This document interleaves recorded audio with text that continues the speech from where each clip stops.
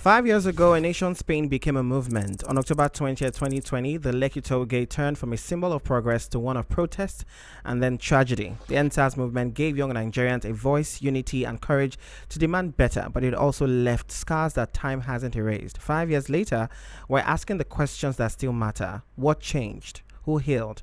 And who's still fighting for justice? Joining me today on End Air are two women who've been on the front lines of Nigeria's civic movement.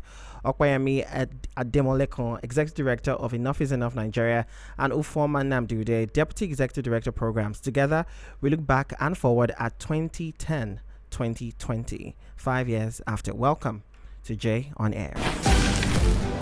Welcome, ladies. Thank you so much for being here today. I'm so glad you agreed to be here. Thanks for having us. I know I reached out to Ufuoma and I said I wanted to speak to Ufuoma, but I also wanted to speak to you because of the great work that you're doing. But I want to go straight into the questions. And the first I'm going to ask is, what do you remember about that day? Do you remember where you were? October 2020. Do you remember where you were when that happened? And when, social media and the entire world, was just shocked about, that particular day. Do you remember where you were? I was in my house and I was watching on Instagram Live. I'd spent the earlier part of the day trying to see if we could convince those who were at the toll gate to retreat, in a sense, to retreat to come back. Lagos State had declared a curfew. And those that have been on the front lines in previous generations were very clear that once government feels threatened, that there's really no knowing what it can or won't, what it will or will not do. So it was, in a sense, quote unquote, safer to retreat and then come back. But those who were at the gate just refused. It was just very clear that we're not causing trouble, we're not harming anyone. Yes, we've blocked the gates, but we're not harming, like physically harming anyone. And it was also, would be in their minds, a sign of surrender if they left the gate, especially since government hadn't been willing to pay attention to the demands that were like, look, prosecute officers that had killed and arrested people illegally, release prisoners across the country. So there was a sense of, you haven't listened to us and we want you to listen, so we're not moving. So I was home. Mama, what do you remember about that day? Were you already with EIE at the time? No, I wasn't. When did you join EIE? I joined EIE in 2023. 2023. So a few years after. But what do you remember about that day? I know this is a very important conversation. We're going to get back into the conversation. Just to let you know that we're officially now taking sponsors. If you're a brand out there that wants to be part of the great work we're doing right here on J on Air, wants to be side by side opinion leaders, entertainers, celebrities, and you want your brand to be seen around the world, what you need to do is send us an email, jonairbusiness@gmail.com. Again, jonairbusiness@gmail.com. Don't forget that you're getting two for the price of one. Your ads on radio and, of course, on YouTube. So get involved. We're waiting for you. Okay? Back to the conversation. I think the first thing I remember about that day was the curfew was announced. It was just announced. We woke up that morning. It was a normal day. And then midday, we hear that there's a curfew by 4 p.m. I mean, people had gone to work. I don't think I went to work that day. I think I was working from home on that particular day. And so, like, obviously, everybody was like, what's going to happen? There were different narratives around. I remember that even just before that period, like, my mom was very, she was very iffy about the whole thing. And I guess, like, just speaking to people from, like, other generations, obviously, like, maybe they figured out something like that was going to happen. But then when it then happened, I was home. But then, there were two batches of protesters. There were the ones that were online. There were the ones that were on the ground, right? And so I was home, and then I saw, then they said something was happening on somebody's live. And I was like, what's going on? All of a sudden, I went on Instagram Live, and it was... I mean, to be honest, today there are no words. Okay, there was a viral video of you, taking flowers to the toll gate on that day. I mean, a couple of days ago, really, to pay tribute. And before you even got there, we saw some security men stopping you, taking the flowers from your hand, dragging. It was an entire thing, and a lot of blogs, news outlets, carried it. News Central, especially. What was going through your mind, and what was important for you to take flowers? And is this something you've been doing every single year since it happened? No, first time we've taken flowers actually. But in previous years, I think last year was the only year since 2020. So I live in Ikeja. So during the protest, I was more at Alausa. I mean, I went to, I think, Lekki maybe 2 or 3 times during that period. But I would show up more at Alausa because it was easy for me to walk to from my house. But in the 2021, 2022, 2023, all been part of mobilizers to remember the day. And so one year we had coffins that we dropped at the toll gate. Another year we had a car drive by through the toll gate. And another year I think we just walked. Last year we did some stuff online, but I wasn't at the gate physically. So this year it was very difficult to mobilize people. It was very difficult to get people to come out on that day to remember the day. And so, I mean, we hosted a Twitter space, we did some stuff online, but there was nothing that was planned for the toll gate. And I think it was just the day before, or 2 days before, News Central had invited me to come to their studio. So they were the only news platform that I'm aware of that dedicated 2 hours to End SARS on Monday, October 20. So they invited me to be a studio guest. And the night before, I called Tolu, who was the producer of the show, if I could take my contributions from the toll gate. Because she said they were going to have camera people there. That since you are going to have cameras there, can I join live from the toll gate? And she said yes. And so once she said that, I thought, okay. Then we had talked about this flowers thing before, but since nobody was going to be there, we left the idea. So I called a friend of mine who's a florist and asked if she could get me flowers by the next day. And she said she could. So the flowers were delivered to me at the toll gate. I'd done my interview. There were 5 different security agencies. There was the army, there was the police, there was civil defense, there was Lagos Security Watch or Neighborhood Watch, as they're called, or Neighborhood Network. Yeah. And then there was Man O' War. 5. Wow. And the Commissioner of Police had come through in a show of force. He had a 15-car odd convoy. There was nobody there, so I wasn't quite sure what his presence was meant to come and do. Who was he coming to address? I don't know. Anyway. But so News Central had crossed over to interview him. So I and Nanri, my friend who was with me, were on this side. And when he was done and had left, we said, well, News Central was also getting ready to pack up and go. So, well, it's always good to have media. At least people can see what's happening. Exactly. So we then decided to walk over to drop the flowers. And so, yeah, it was... I was glad, to be very honest, that we could do it. I was glad that the flowers were available. I was glad that I was physically there. I didn't expect the flowers to stay overnight, honestly. I mean, I didn't expect the flowers to last 5 minutes. But I literally thought they would allow the flowers to... people that I've told say, Yemi, how? But I just... because they're flowers. I didn't think it was... And it was one bouquet. We didn't bring one for everybody that died. It was just one.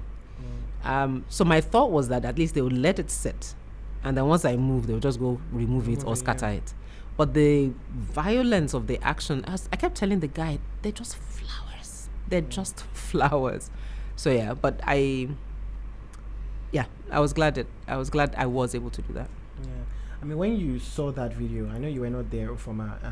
When you saw that video, what was your reaction? This is your boss, you understand, and this is somebody that you and a lot of young people look up to, and this is, she wasn't there with a gun, not a bomb, just paying tribute, just one person, not multiple people, just dropping the flowers. And like you said, I saw the video and I said, I obviously didn't think it was going to stay overnight. So what went through your mind when you saw it?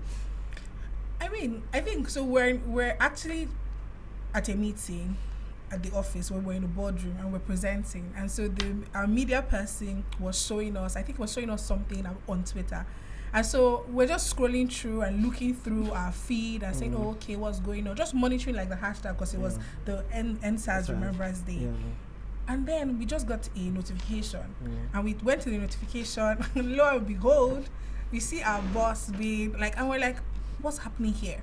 And then before I knew it, we're like, okay, let's reach out. And so we tried calling her. She wasn't picking up. And then people start reaching out.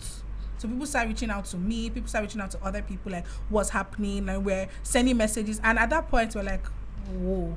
Because to us, it was like, and then we're like, but it was just an interview and then dropping flowers. We didn't understand what was going on. And I think for me, at that moment, I just wanted to And when she finally picked, I was just like, good, like at She's least okay. you're good. So we can talk about any other thing later on and things like that. But in that moment, I think it just showed that these people, I don't understand what goes through their minds when they do things like this, because it's just flowers. And in that moment, I think that's just what was running through my mind, like, what is wrong with these people? Like, what is really wrong? Like, what is wrong with them? Yeah. There's something you said that it was hard to mobilize people this year. Why do you think that is? And do you think that every year since, this is 5 years now, every year since it happened in 2020, do you think the number of people have dropped every single year? And why was it just crazy difficult this year? It has certainly dropped year on year.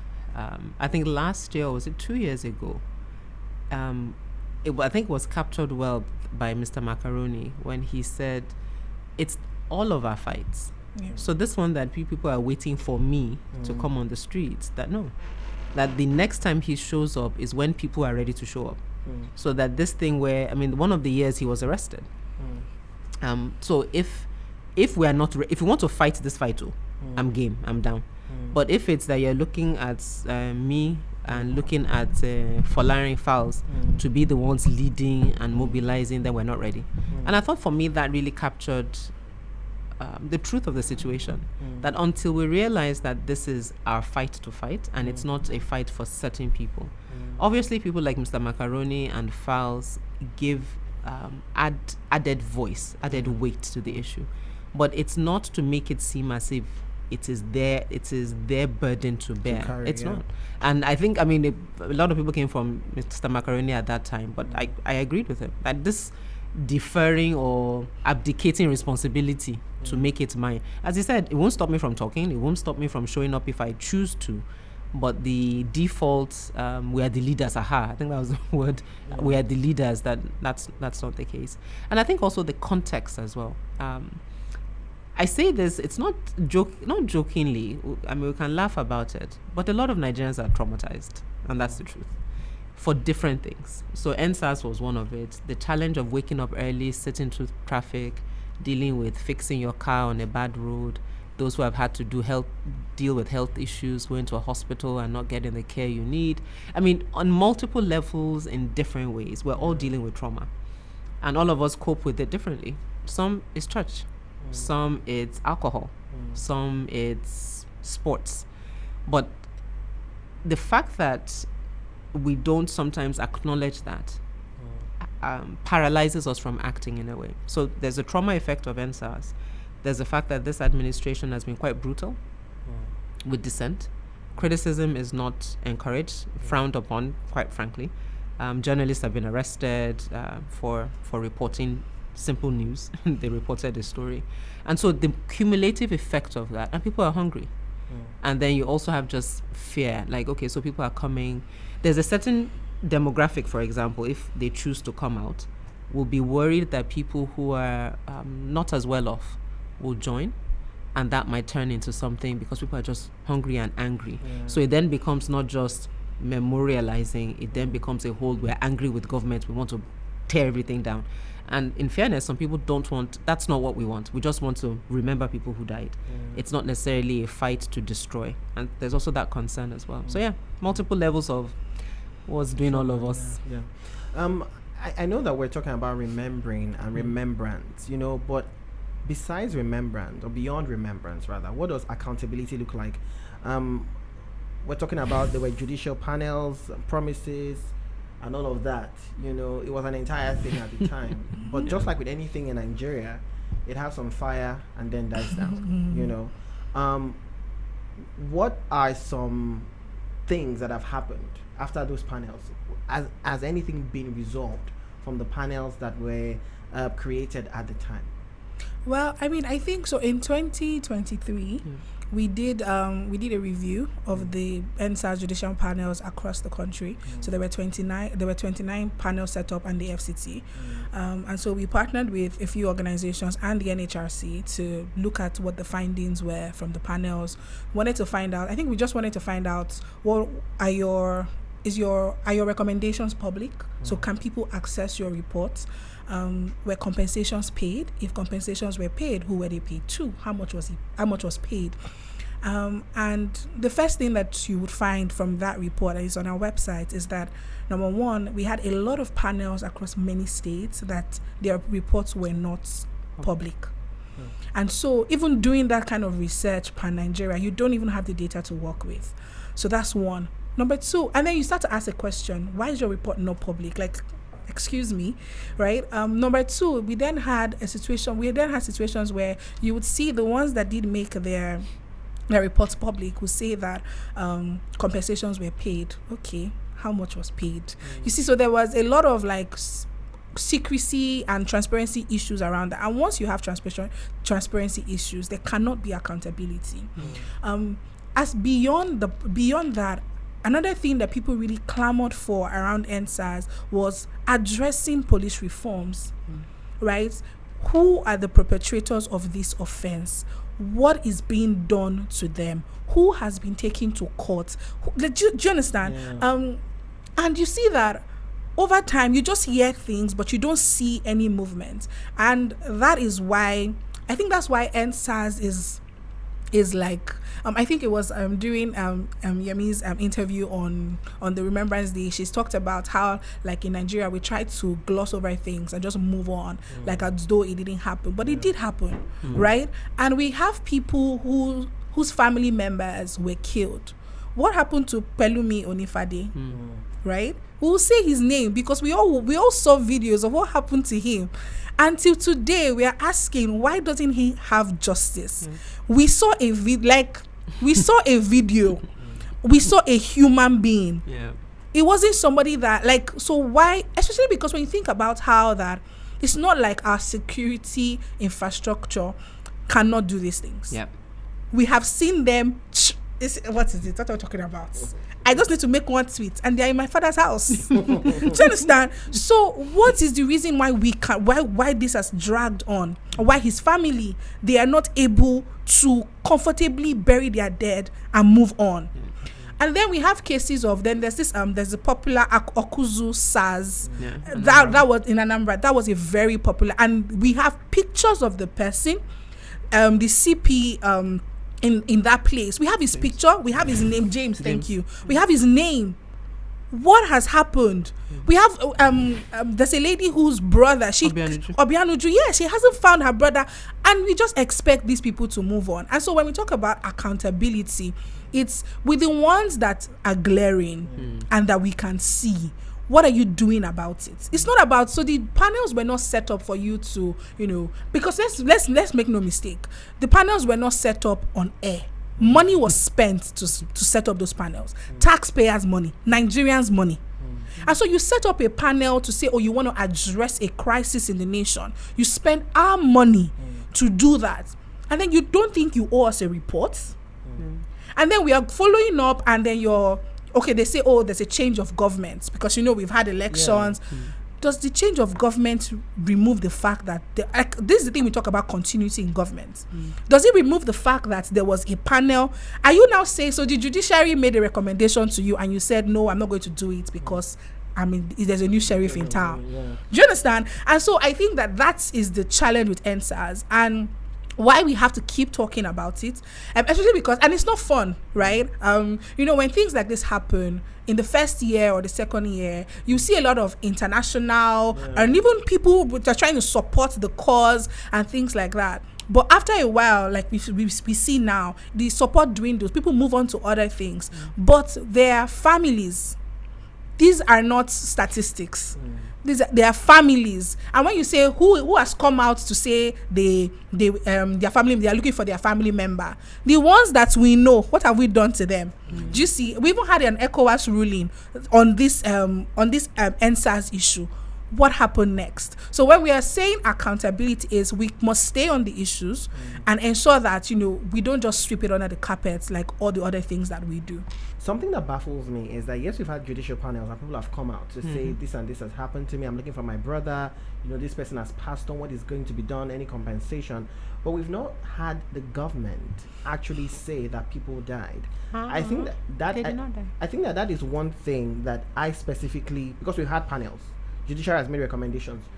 For me, apart from the government, ensuring that justice is, served and all of that, I feel like the government should actually say people died, because that was a big argument that nobody died. In fact, we had people from the older generation of them say, nobody died. Where are the bodies? Do you understand? Do you think that it is important for the government to actually come out to say people died on that day? And do you think it's also important for us to know who gave the order? Because that is also an important question. Who gave the order and people actually died on that day?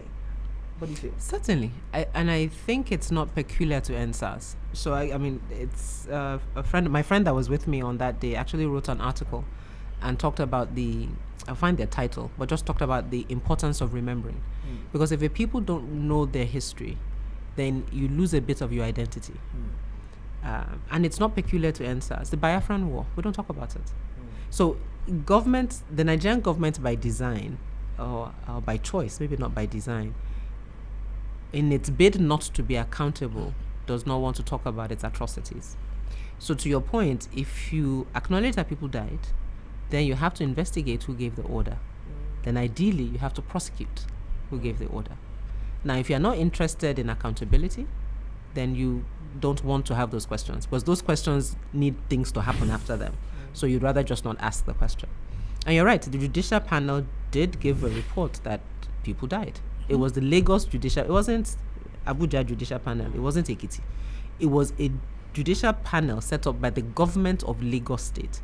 The people chosen by the government of Lagos, who sat and said people died and called what happened a massacre. Yes. So even though people had been saying it, and everybody had been saying it's not a massacre, it was only, even if anything, only two people. But the Lagos State Judicial Panel called it that. But the Lagos State government, who had given them a mandate, decided to dismiss the report and ignore it. ECOWAS Court of Justice, as Ufuoma mentioned, also found that people were murdered because there was evidence. DJ Switch, which was on her live that I was watching at the time, who is, for her life, had to leave the country, gave evidence. SBM intelligence. Apparently, if for those who are in Lagos and know, under the toll gate, there was a community of people living there, like sort of a slum by Oriental Hotel. There was a whole slum community that was there who witnessed it. And what Lagos did, I think, within 2 or 3 weeks after, as they do with slums in Lagos, destroyed. So everybody there scattered to the four winds. But luckily, before they were scattered, Premium Times and SBM Intelligence had interviewed some of the people that were there. And it was that evidence that they took to the ECOWAS court, in addition to the evidence of people like DJ Switch and others that were there. So for people to say who was there, I remember that night, and I forgot to mention this, as I was watching it on DJ Street, and I called a senior government official, I was a minister at the time. I said, they're shooting at the toll gate. He said, it's not possible. You know how someone tells you something, you yourself, for like a second there, I was like, then I was like, no. It is. I'm watching. Like, go and watch. It's there. It's live. It's going on. I'm now shouting. I'm fighting with myself because the confidence with which he said it. But what I realized that he wasn't gaslighting. He didn't know. And for him, he didn't think that could be a possibility. Exactly. So he didn't know the order. To your point, he didn't know an order had been given, and so for him, it was almost like preposterous. Like, who is shooting anybody? Like, come on, like that's not possible. So I now later find out that that's where he was coming. Because he said it with such authority, I had to question what I had just seen before I called him. But yeah, it's and so the remembering part of it requires accountability, and that's why until government is ready to accept their role in the Biafran War, Akpo 6, Odi massacre, and all of those things, acknowledging that those things actually happened is a problem. How do you stay fighting? You've mentioned, apart from End SARS, the number of things that in Nigeria's history is just sickening. And let's be honest, there's a fatigue. Aside the fact that, when this government came in, fuel prices have gone up, food is expensive, electricity is expensive, things have just tripled, right? So that is one thing people are fighting for daily. Like you mentioned, and these are the other things that, as much as we're fighting with these things daily, there are people that they're fighting with what we're fighting with daily, but they're also dealing with the trauma of what happened to their family members, and their friends and all of that. How do you stay fighting? How does EiE still have, the strength to stay, especially in a country that disregards the ECOWAS ruling, that disregards, what the judicial panel, your judicial panel that you set up said something, you disregarded. ECOWAS, international body, said something, you disregarded. So it almost feels like, for the average Nigerian, what is the point? What do I do? So why is it important for you to still stay on ground? I even saw, I was supposed to have Ufuoma when I had the Lagos State local government elections, and again, we saw what happened. How do you stay and still move on to the next thing and the next thing? How? I would allow Yemi to respond to that first, because she's been fighting this fight for 15 years, more than 15 years, if we right. So Yemi, how do you stay fighting? To be honest, I think it's I didn't plan to enter advocacy. I kind of stumbled into it. My plan was to be a consultant, traveling the world, solving corporate problems. But that I found myself here, it's just a choice that I just refuse to let myself be engulfed by people who, they're Nigerians like me. So we're not ruled by Americans, people from Chad or Niger or whatever. They're Nigerians like me. And I just find it just a visceral anger that I refuse to let you keep me quiet. I refuse to let you silence me. Now I can be one lone voice shouting in the wilderness, as the case may be, or EiE might be a small part of people talking. But what I've also realized, I think, so that's me as an individual. Yeah. I grew up in Ife. Ife is a small community. I tell people that aside from the university, the only other thing there is the Onis Palace. So it's not a town that had a lot going for it. But for that time and that season, there was a peace and a sense of those of us that were children there, that we could do anything. We could go anywhere, be anything. That life was just there to make the best of. Yeah. And having had that experience as a Nigerian in Nigeria, I believe that living in Nigeria, I deserve better than what I'm getting. And I'm not going to cede the power to make that difficult for me to anybody. I just refuse to. But I've now also over time gotten better at understanding why it's harder for people to fight. And that's why the work that EiE does becomes even more important. To your point, for example, people struggling with different things. And then fundamentally, the concept of democracy that gives you power to engage authority because you voted them in, so they technically work for you. We don't teach it. We just assume people will understand that that's how it works. And then we amplify elections a lot. So for the average Nigerian, our democracy equals the fact that we have elections. So we do the elections, and the next 4 years, everybody, as you rightly said, everybody is surviving, like trying to make the thing work. And then another 4 years, we come back in full force. And so it then means that we have to invest time in getting citizens to understand that they have power. That anybody who's an elected or appointed official, they work for you. It's because of you that they have the jobs that they do. And we don't have that. And it's the work that we really honestly must do. Because we don't have enough policemen. There are not enough police. Add police, army, navy, air force, civil defense, man o' war, Lagos Security Network, Anambra Security Network, Amotekun in the south. Add all of them. They're not enough to keep Nigerians, if Nigerians want to accept the fact that all of you work for us and you must listen. Very important. As we remember and as we talk about, this sad experience and what we go through daily, do you think that there are any quiet wins from what happened, 5 years ago?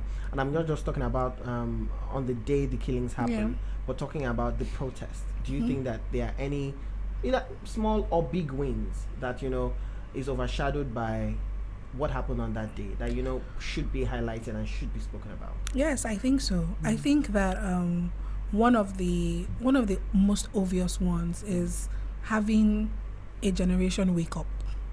Right? I mean, we've had people in time past, you move from concerned professionals, then you go to Enough is Enough, when Enough is Enough started in 2010. We've had people come out to speak against bad governance and advocate for public accountability.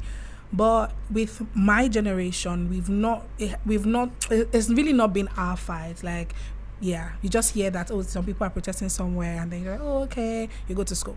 And I think what End SARS did, the protest, what it did was show us that we have a voice and we can use it, and we have the numbers. Like, when people talk about it and say, the youth population, I feel like it made us, and we can organize, right? And I think that when I look at the End SARS protest, those are the things that I see beyond, obviously beyond what happened, the massacre that happened on October 10, is to say that we organized. Like, we leveraged technology to do this thing, right? And then you cannot talk about that without talking about youth involvement in governance and politics. From End SARS till now, we've seen a lot of small movement. We've seen a lot of young people coming together. We have young people doing workshops on democracy and governance. You see I think churches now, like, you go to the church, like in my church, you have a group for governance and politics.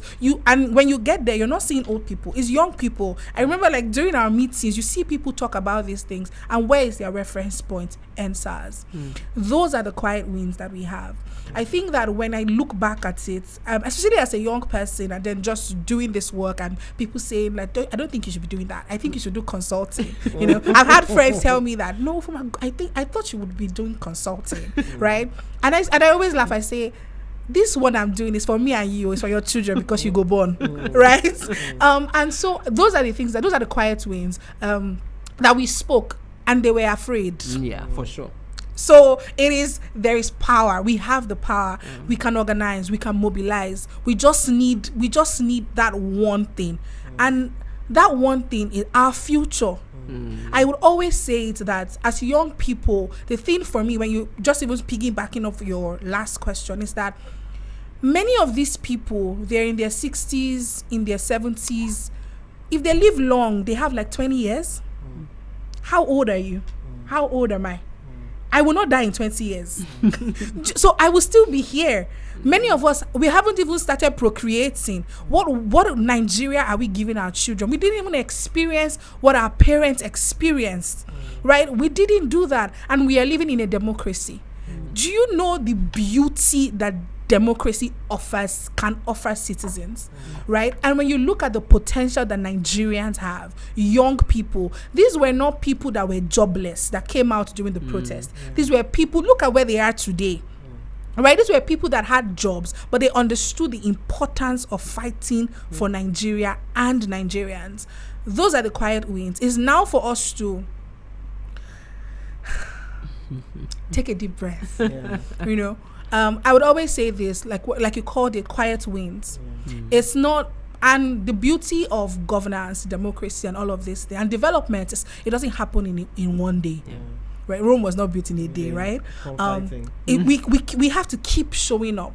We have to stay at the front lines, because it's not about, if you retreat, then you lose all the gains that you've made. We saw how everybody came out during the 2023 elections, right? How young people started going out to pick up their PVCs and come out to vote. Young people were the ones videoing at their polling unit. I still have that Instagram live on my page, right? My mom will say, I stayed there. You must count every single thing. I want it on video, because you people, we don't trust you. Do you understand? And so we saw young people do that, and that's the power that we have. So it's now for us to galvanize around ourselves and mobilize and do this thing. We can do it. Okay, one thing people say is that we also have to move from just protest energy to policy influence. What do you say to that, and how can people get involved? Because sometimes when people say we have to get into the government, sometimes people are stuck. You know, there's a job of civic society, there's a job of advocacy and all of that. But we also know that there's a job of certain people getting into government. You know, when I ask this question, I think about the American government, right, and where it is right now, right? And we don't want to get into that because I have our issues here. But I also think about a lot of young people, AOC, forgetting her full name now, we have Jasmine Crockett, you know, a lot of young women, you know, that are constantly speaking. Even though it seems like, you know, things are still going backward, but they are still there and speaking. And they are in government. How important is it for us to move from protest energy to policy influence? It's very important. And so when Oby Ezekwesili ran for office and she then stopped, she went to reflect and she came up with what she calls this triangular model of how the three sort of pillars that we need to pay attention to shift governance. So one is the part that we do, which is citizens. We need to get citizens more empowered, more educated to know their rights and know what they can do. Another pillar is the type of people that go into political office. True. Ensure that they're people of integrity who are going there to serve. And then the third pillar is reform. So electoral reform, the way we do our elections and all of that. Now, so EIE is packed right with citizen advocacy, get citizens to understand where they are. Now, the other pillar, which is what you were talking about, is people going into politics. And we must. Because we can shout all we want around what should be done when you are now in, but we also need to be intentional about choosing the right people.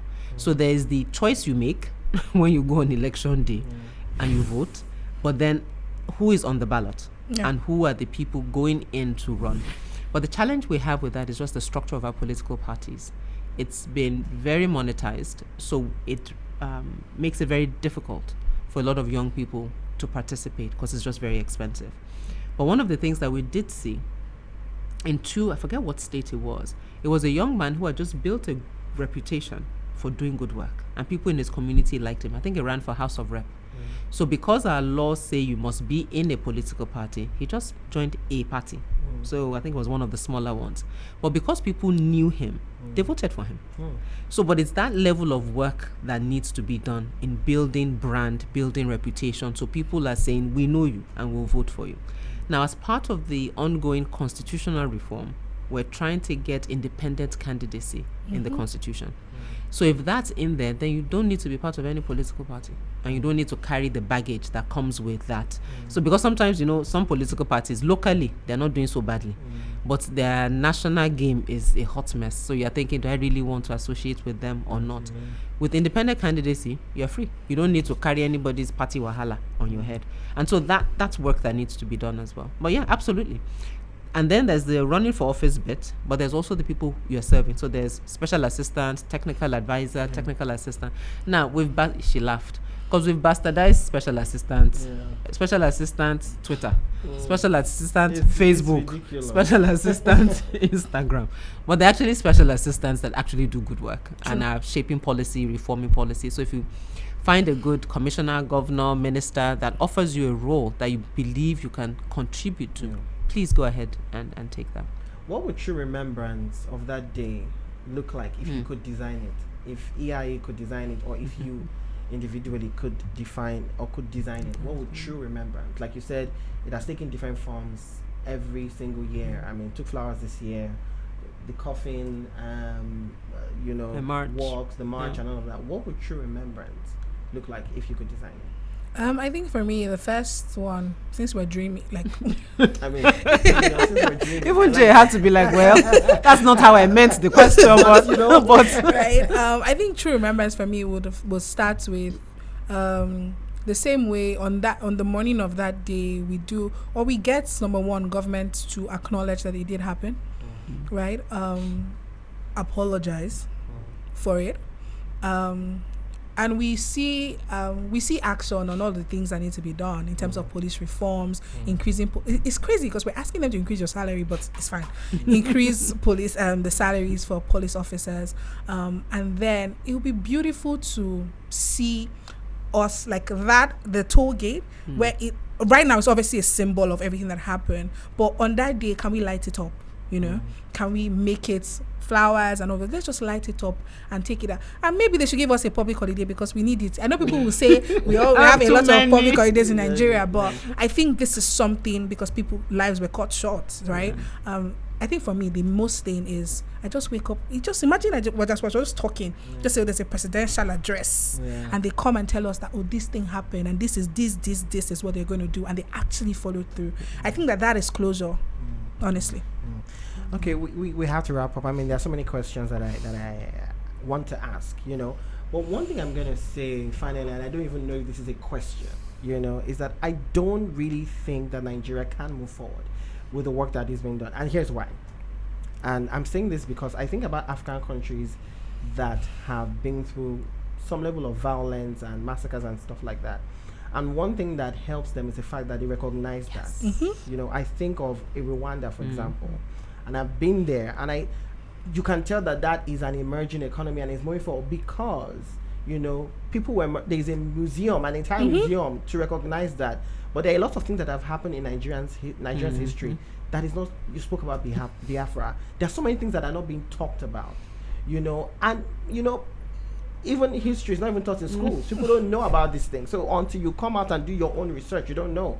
So am I wrong to think that until we actually start recognizing and speaking, I'm talking from the highest levels, and these things happen. Biafra happened. How can we move forward? End SARS happened. How can we move forward? The ALU 5 happened. How can we move forward? All of these things happen. How can we move forward? Until those things are recognized from the top down, there cannot be any forward movement. Am I wrong to think that way? I know. I think they're tied. So I don't think it's one before the other. Because if you're waiting for one, it won't happen. It's in the us getting citizens educated, shaping the type of people that go into government, that then become the type of people that can do the acknowledgement that you've asked for. So it's in that working side by side, in a sense, that we will ultimately get to where we're going. But if we as citizens stop waiting for the top to recognize that, it's not going to happen. You're right. And we will not move forward because the trauma will be real. The people's disenchantment with the government will be very real. But as we are building people and citizens can speak up and are demanding. So imagine if next year, for example, so this was year 5 and everybody was jittery. Next year is in year 6. Maybe they'll be less jittery. But imagine year 6 next year and people just show up and say, no, we're not going to let us forget this thing. The dynamics of power will shift. And if there's enough demand that's consistent, it goes back to, and unfortunately, I mean, civil society is also partially to blame for this, I would say. There's a lot of focus on this season, that we need to find ways to embed the conversations year long. So it's not just in October that it becomes a thing. Continuous. Yeah. So because of the fundamentals that you're talking about, that if we don't deal with our trauma, we can't heal as a people and then be productive. Even, I mean, if someone has a therapist for whatever reason, bad marriage, bad whatever, it's in the process of dealing with trauma and the pain that you become a better person. And I think for me, that's how I would like to frame what you said. That it's in dealing with our trauma of what has happened and acknowledging it, then Nigeria can be a better country for all of us. My final question, and in one line each, what gives you hope 5 years after what happened on the 20th of October 2020? In one line each, what gives you hope 5 years after? Before Miles, how are you? What gives you hope? Well, I think what gives me hope is that I'm still here, and because I'm still here, it can always get better, right? Yeah, I think that's really what gives me hope, and that's what makes me wake up every day to do this work. Remy, what about you? What gives me hope? My faith. I don't believe God is unjust. And so because of that, there must be justice in one way, shape, or form. Yeah. Thank you so much for joining us on this episode of G on Air. I mean, thank you also for the great work you're doing with EiE Nigeria. And of course, congratulations to Ufuoma. She got nominated for the Future Award Prize for Advocacy, right? Thank you very much. So congratulations. And congratulations to you too. OAP. Thank you so much. Well done. I try. Thank you so much. And as you wrap up, I always wrap up with J Steak.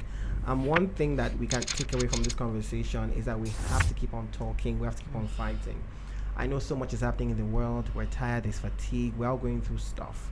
But if we don't recognize our history, history can repeat itself. If we let go and just move on, maybe just on to the next, like we say a lot in Nigeria, history can repeat itself. So we cannot forget. We have to keep on talking. Even though it seems like things are not changing, we have to keep on talking. And hopefully our change is going to be sooner than we think. We have Jay on air Mondays, Wednesdays, Fridays, 88.5 UFM, 6 p.m. and also on YouTube on Jay on Air TV. Thank you again, ladies, for joining us. Thanks for having us. All right, bye for now.